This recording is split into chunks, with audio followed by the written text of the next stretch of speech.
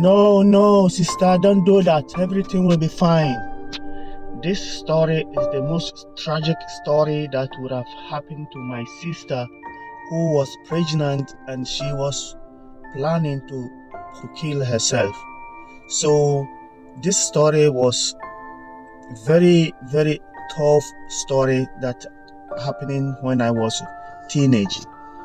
So many years ago, I grown up with a very small village with my very brutal father, and all of his children was abused. So one day, my sister got pregnant, and as a Muslim, very strong, brutal father, being pregnant without marriage is a very big taboo. So my father, when he find out that she was pregnant, he beat her and thrown her out of house. That time I was about 10 years, between 10 to 11. And as a pregnant young girl who have such a brutal father, she then had no home, so she has to move around, sleeping outside the house and in the darkness, and the mothers have to struggle. I mean, even if the fathers see they are giving her food, they are also in trouble.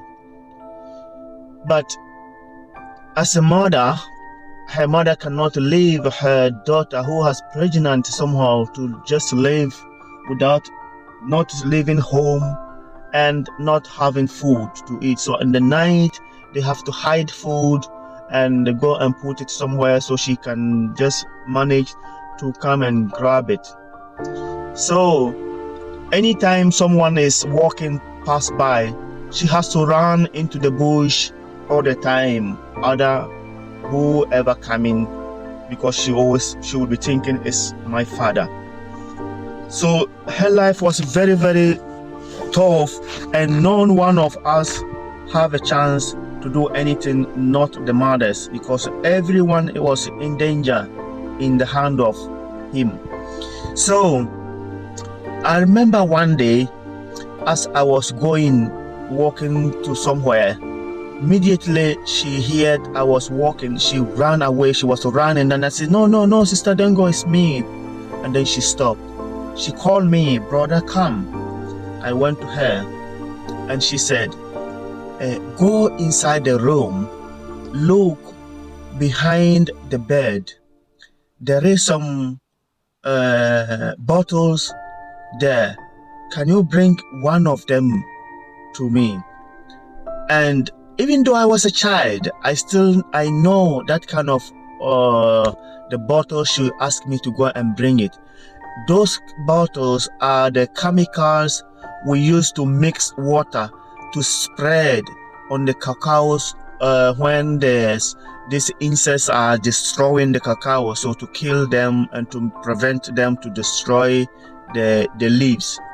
So as a child, when she told me like that, I said, okay. As I went on my way going home, it came to my mind. I said, my sister want to drink this to kill herself. Even though I was a child, I still remember this story. Then I went home and I did not came back to her. The next day, as I was walking, she saw me again. She called me, said, didn't you find it? And I had to tell her, no, I did not. You know, I lied to my sister to prevent her to kill herself. She said, okay, go to the other mother's room, look under the bed. There are many there. Bring me one of them. And then I said again, okay, I will. And then I went home and I said, if I bring this to my sister and she drink and die, I will be guilty for the rest of my life. So should I do this? And if she died, the guilty will not be on my father. Probably, even if they don't ask who gave this to her, I may have to tell them I did. Then I will feel the guilty for the rest of my life.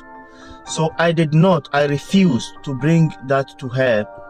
And then one of our uncle who live other side of the country heard this story that our sister is pregnant and she has been outside sleeping in the bushes months. So he came to the village there and tried to convince my father, and he said if she come home she will be dead. So he took her to his village and then took care of her until she gave birth. And after she gave birth, as time goes by, the child start to grow and start to walk, and then the neighbors start to talk to my father, try to convince him forgive her, because she have done it anyway. There's nothing we can do. And then later, as the years goes by, he then accepted.